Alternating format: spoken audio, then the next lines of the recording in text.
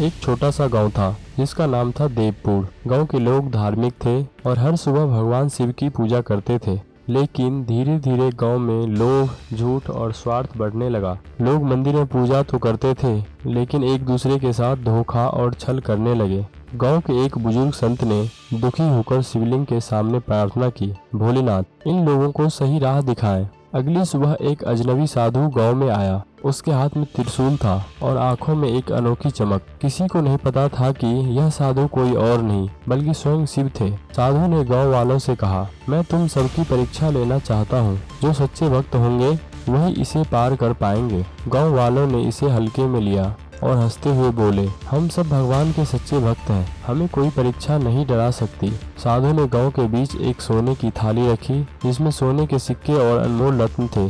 उसने कहा, जो इस थाली को बिना किसी लालच और पाप के छुएगा वह मेरा सच्चा भक्त कहलाएगा।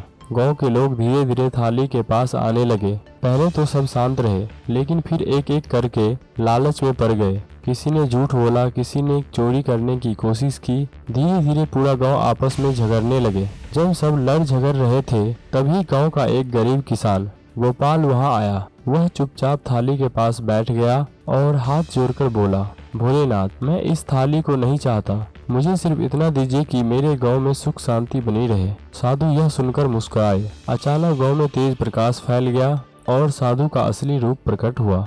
वह स्वयं भगवान शिव थे। गांव वाले कांपते हुए जमीन पर गिर पड़े। शिवजी ने कहा, भक्ति सिर्फ मंदिर में पूजा करने से नहीं होती, बल्कि सच्चे दिल और निस्वार्थ कर्म से होती है। गोपाल ही इस गांव का सच्चा भक्त है। इसके बाद भगवान शिव अदृश्य हो गए। गांव वालों ने गोपाल से क्षमा मांगी और कसम खाई कि अब वे सच्चाई और भक्ति के मार्ग पर चलेंगे। तो दोस्तों, अगर यह कहानी आपको भक्ति की असली ताकत दिखाती है तो इसे शेयर करें और याद रखें, भगवान कर्म और नियत को देखते हैं, न कि सिर्फ पूजा पाठ को।